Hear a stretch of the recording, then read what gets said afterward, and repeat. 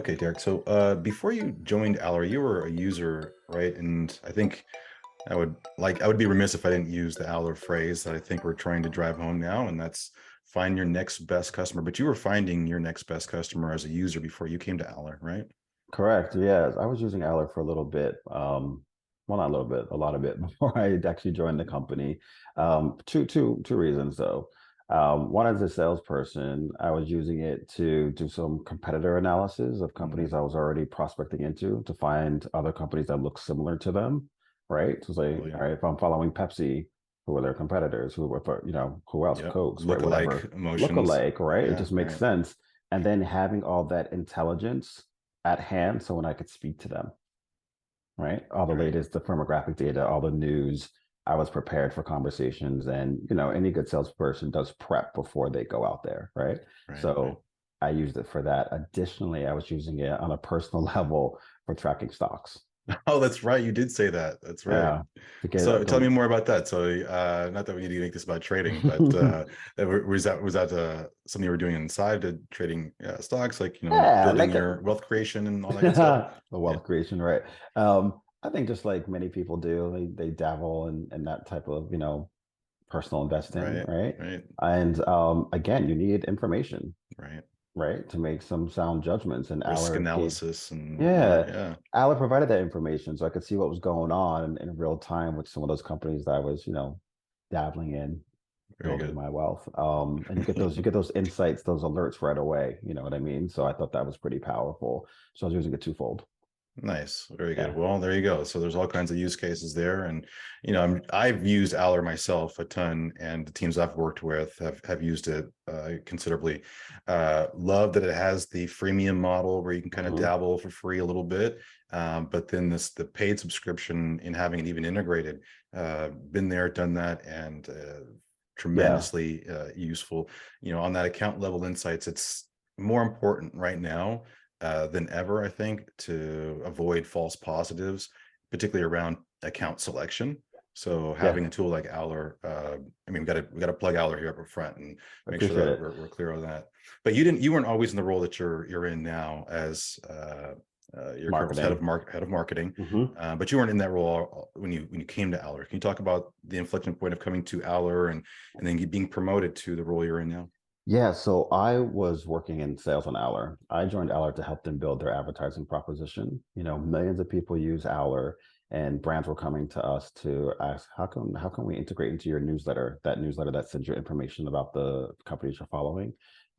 So I helped them. They were already doing it. I just helped them take it to the another level, Right. and making it a bona fide business unit, which has been very successful for us. My background was in advertising sales, so I wanted to try coming to a smaller company to see, am I as good as I think I am? You know what I mean? I've been blessed to be part of larger companies where you're a bit protected. You're still working super hard. Don't get me wrong, but I was like, let me see if I can do this at a smaller place, and we did. I was also working with the sales team selling the Aller product. Okay. Getting my hands wet. So I was just curious, like, can I do this? So I was sitting in on doing demos and doing the whole bit. yeah, Yeah. and learning it again. My background in acumen and sales said, let me try this. So I was doing that there. The previous marketer was a friend of mine. I was helping her out, giving her ideas, and just doing a Nice. bunch of different stuff. So when you're at a small business, it's kind of like you get involved in everything if you choose to. Even if you don't want to, you just do. I was heavily leaning into that and just learning all aspects of the business. And when the time came, I raised my hand to say, I think I want to try this thing out. And my boss said, I was thinking about you anyway for this. Let me Nice. hear some of your ideas. Um, and when you're in the B2B sales world, you're a marketer, your head, for me, my head is very revenue focused. So it's like, what am I doing to drive the business forward? Right. Um, so a lot of my thoughts made sense and we moved forward. Very good. Well, Yeah. congratulations on that. And it sounds like a natural evolution for you to be where you're doing. And so, talk to us a little bit your day to day, though. I am curious. I mean, the head of marketing at a company that, for me, is highly well known. Is Yeah, I'm curious. What does head of marketing look like on a day to day basis? Everything everywhere all at once. Not to Yeah, plug, not to right. plug, not to plug It's that probably an movie. episode in itself, right? But Yeah. yeah, it is working with the team that we have, working with the sales team as well. making sure, the brand messaging is clear, the partners that we're working with to generate demand are effective, Right. coming up with new ideas to get our message in front of our target audience. And Aller, as you said earlier, appeals to a lot of people. So while majority of people are in sales, we also don't want to ignore the other people who Mm, like it for different reasons, right? right. But what do we give our focus towards, right? And how do we not ignore those other users of the platform? So it's a lot, but because it is a sales tool, it's fun for me to try to find ways to position it. You know what I mean? And Right. Right. Right. experiment. It's a lot of, what I've learned in as a head of marketing role, it's a lot of experiments, testing and learning, pivoting and moving forward. Right. And that it comes up a lot in the interviews is the testing and iteration and experimentation that it takes to really refine down what works and what doesn't. And it's a constant Constant. process. Went on a down a rabbit hole with this with another guest about how do you test? I mean, we would break it down. Is there a spreadsheet? Because I remember like everybody talks about testing, but not everybody really gets to that act of evolving and optimizing. So I imagine that world you're living is very scientific, almost as a I was going to chemist. say, it's a lot of, I was just going to say that, Derek, it's a lot of hypothesis, Mm, right? Expectations, hopes, and see what's working, yeah, educated cross assumptions. Mm, educated assumptions, calculated risk, right? And then some long shots, some passes, like let's just see if this sticks, right. and sometimes they do, and also having a great team around you is everything.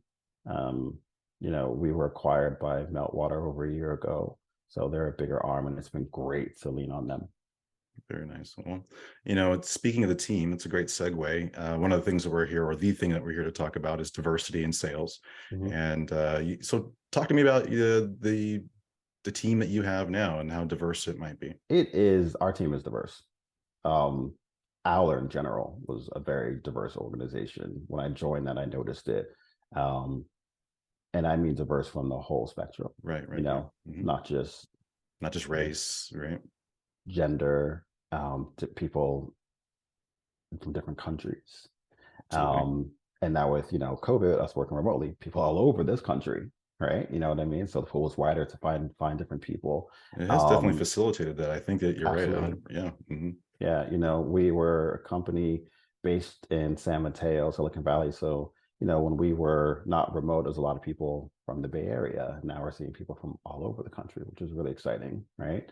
So Right, again, diversity in thought right there, diversity in location diversity, if we can call it that. right, right, right, But my team specifically is very diverse. People from all different backgrounds, the few of us. Now, was that intentional? right, right. Not It's a 100% sure. I think it's just the way it worked out, and my company obviously being open to that, and it's not even a second thought. It's like find the best people. Right. I think you had mentioned talking about I do want you to be colorblind. And if when you Yeah, are, then this is the natural effect of it is it doesn't necessarily need to be intentional. If the color blindness is turned on, then you find the best people. yeah. We find the best people, and we do think about diversity in our hiring practices for sure. It's important. It's at the forefront. Right. It's actually a part of it. Yeah, but not my team alone. It was when everyone came together. Like, oh wow, look at this. Mhm. This was great. Well, what sparked this discussion, just for those that are listening in, not too long ago, Our marketing team put a post on LinkedIn and tagged a few people, myself included, in praising them for what they're doing in the sales community around educating people, etc., and people that were of color specifically. And Hmm. in light of it being Black History Month, we thought, hey, let's get two Derricks together and let's talk about this. And yeah, we want to make sure up front that those that are listening in is that while we definitely are two men of color, uh, diversity for us as well means more than just race. And so we'll talk a little bit about that. But the post specifically quoted you in saying a few different things. So diversity is beneficial and critical to long-term success of any business. It's even more critical for sales teams to be diverse because as the workplace evolves, so will your customer. This doesn't mean that the sales executives should exclusively work with customers who are aligned with the diversity or otherness However, a diverse sales team has experience navigating their careers amongst others with varying backgrounds. Can you double click on that for me a little bit? Because I think it really hones in on something that we're trying to echo here around diversity is far more than just race. Yes, it is far more than race. I think I referenced earlier, like diversity in thought. You know what I mean? I think about certain places in the world, or even systems where certain, or industries where they just recruit from the Ivy Leagues, Right. Mm-hmm. right? That is Not a everyone model. has, Yeah. not that is a model. Mm-hmm. Not every, and you see that in these companies, everyone there went to an Ivy League. Nothing wrong with that, right? But you're looking at one track kind of person potentially, right? Not everyone has the chance to go to an Ivy League, not because of the aptitude. They may not have had the money, Access. Mm-hmm. access, Right. right? Diversity in thought, race, women, um, sexual orientation, socioeconomic backgrounds. Now, you don't necessarily ask these people on an interview, but my point is, when you open up the pool, like really, now I'm kind of criticizing those companies that just look for certain, Right. Ivy Absolutely. Leaguers. You open up the pool, you realize some great people out here from Absolutely. all different backgrounds, and it's going to make our company better and our sales teams better. Um, a woman who I've known for a little bit shared with me a recent report, a Forrester report that LinkedIn commissioned, that showed that sales organizations that embrace DEI actually have a higher average lead to conversion rate, 28% higher. Hmm. That's incredible. Right. And I'll send so, you that report so you can yes, check it please. I out think we'll yourself. drop that in the show notes. Yeah, I'll try to find it for you. But things like that just prove my It's a point. data point. It's not just anecdotes It's a here. data Yeah. point, Mm-hmm. proof points that diversity does benefit businesses in the Right. short term and long term. And a lot of that is businesses that are committing to putting diversity at the forefront, right? It's important. It can't just be on one or two people. You have to all be in Right. and recognize that maybe there was some challenges, maybe we didn't think about it, but having that frank conversation internally and saying we need to do better. Yeah, I'm curious how often companies look at the applicant pool across the organization and then, really assess what the opportunity to the outcome really was. What was the spread? You can only see so much of individuals, but then, Mhm. where did we land in terms of the people we did hire for these three openings, as an example? I don't know that that happens too often. I've personally never been part of it, but as we think about that and the hiring practices, that's kind of where I go, is like, how do you keep yourself honest and remove that bias in that process, right? So it's an evolving thing. And then obviously I would throw in that as our, especially in business to business sales, as our boards, you become more diverse. I think Mhm. there's a natural extension of that.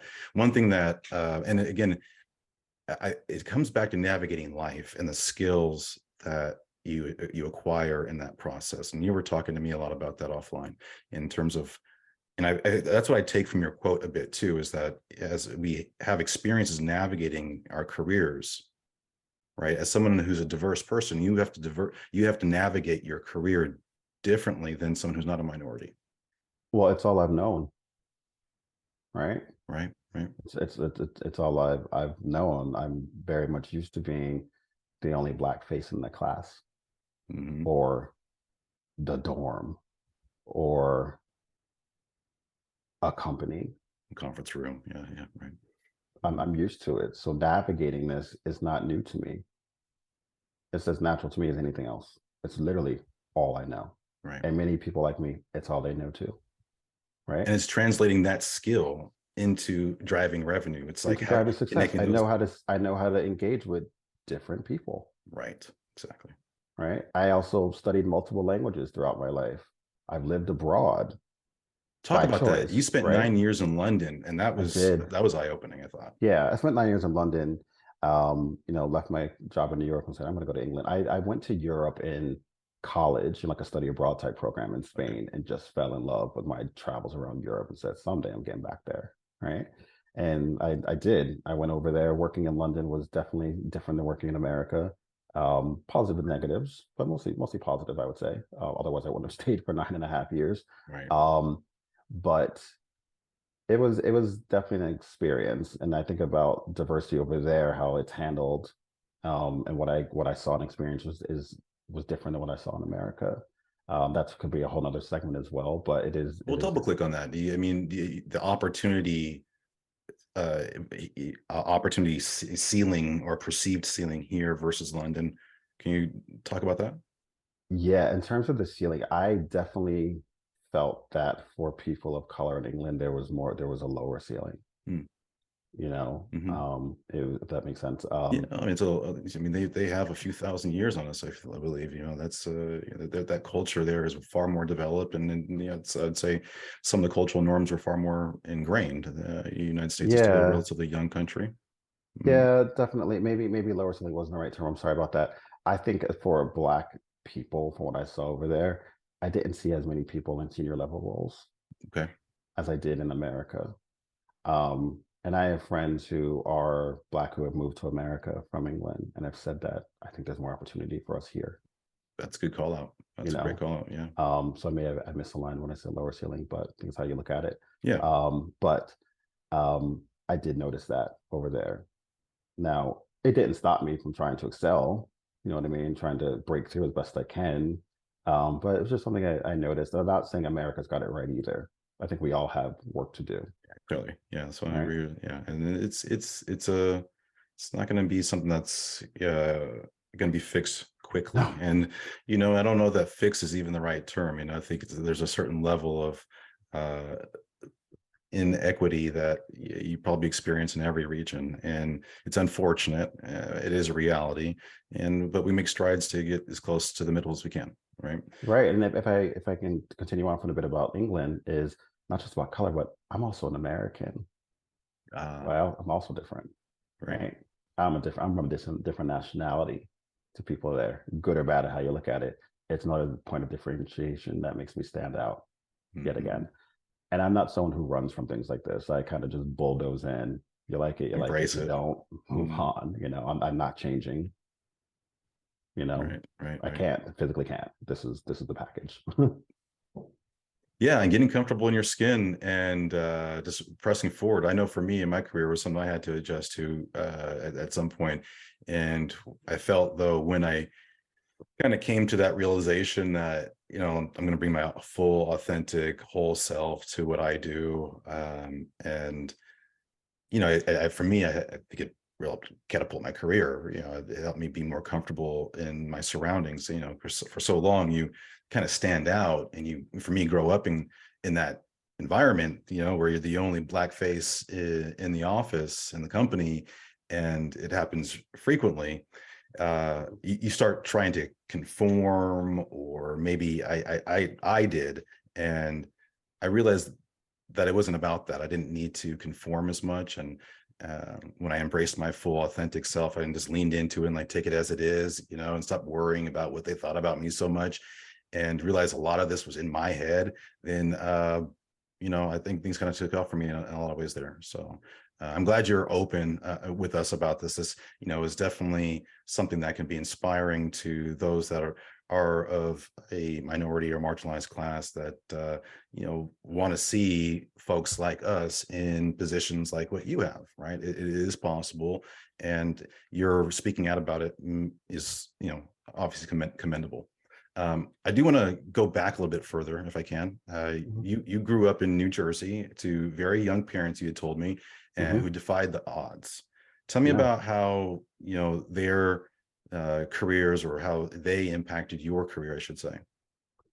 Yeah, growing up with young parents. I mean, I'll say I was born to teenage parents, Hmm. and Me I too. say defy the odds because I don't know the stats on this, but often the levels of success, the heights of success aren't always there when people start so young and are minorities on top of that, right? Right, right, right. I didn't see my parents didn't fall prey to that. They just kept knocking doors down, just plowing through things. And again, it was all I saw. You know what I mean? So as I got older, recognizing, wow, they were so young. I was 7 with parents who were in their 20s. And they did all How they that. do this? You know what I mean? How did they manage to raise 4 kids, right? Right. Well, All 4. I didn't her even I should have there's asked you that if yeah, there's any there's siblings. I never. 4 of us. Yeah, there's siblings. How not they kept going, right? Having Wow. 4 kids, and be what I consider very successful, Hmm. and success isn't just determined by wealth, but Yeah. they have Yeah. 4 kids who are happy, law-abiding citizens who have their own careers, doing well in their own families, etc. Mm. Um, I forget your original question. I'm sorry. Well, how did it impact your career choices and how How did and you navigated your career, when you look at their example? I looked at their example and saw that nothing was impossible, Mm. and that something my father always taught me was like education and hard work will always pay off. Even as there's obstacles, it will always pay off.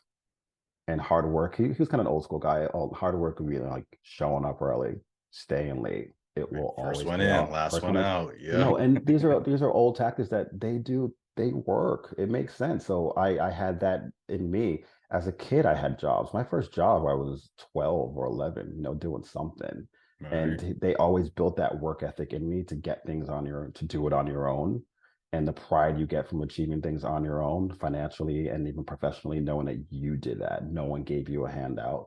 No one gave you anything. My parents, besides, the basics, food, clothing, love, and shelter and education, they did that, but everything else was Earned. you're on your own. Right. Right. You're on your own. Would they help as needed? Sure, of course. But for the most part, I was inspired by they did it on their own. I could see it. And when I If they think can do it on about their own with the, things the they were facing. challenges, the things Yeah. they were facing, not, just natural things that a young person faces when they have a child. Mhm. It's daunting to have kids, whatever age you are, but imagine being a late teenager and a child, and what they've done is amazing. And it was very aspirational not to have a kid at a young age, but to see what you could actually do, Right. you And, know? I think a lot of folks will look at that. It should be a shining example because Mm, just because life happens in that degree doesn't mean that life has to stop. And, not everybody is driven that way. And I think you saw that, you must have seen that early, that there's another version of that where, 4 kids, young, we're just going to kind of just do our best and tread water, if you will, and we're not going to really. And it sounds like they persevered, they worked hard, and they provided and made the sacrifices for you and your siblings so you could be where you are today, or like literally pave the 100%. path. Yeah. Yeah. 100%, and pay it forward too, which is what they were really big on. Us doing like charity work and volunteer work. And, as I watched us move from different neighborhoods, from different socioeconomic classes. And that was a family effort, Mhm. as my parents were working hard, they used to always teach us, well, your job is school. And as I look back on it, I think there was a bigger picture there. It's like, you guys look great in school. It makes us look good as a whole family, right? They're doing their bit. We all did our bit to raise each other up. And it was intentional. There was always goal setting. We used to have these discussions every year before school started about goals. Now, when you're a kid, you're like, okay, another year. Great. She's talking again. But, Yeah, yeah, they're right? instilling that drive in you, right? Yeah. And they would talk about race stuff I was too. going to ask you, did they talk much Big, about? I mean, I oh, imagine they helped you navigate some of that at a young age. massively. Mm. That chat that people have, well, some people have to have with their kids at a young age about that. They had it. Some people have to have that chat. Not Some everybody has people to had have to that have chat. it. Yeah, They yeah, had it. I yeah. remember telling friends of mine in 2020 during the whole BLM movement what this was like. Um, and they're like, really? Your parents had that chat? Yeah, they had that chat Mm. every year before school. And again, it became repetitious where like I got sick of hearing it, but I realized as I got older, there was a reason why they were doing it, as a motivator and awareness as well. So yeah, it was watching Those them. conversations are really important. I know, They're very my important. parents had them with me as well. I'm biracial. Mom is white and my dad's black, and I grew up in a predominantly white Hmm. environment that was relatively well-to-do, and we weren't.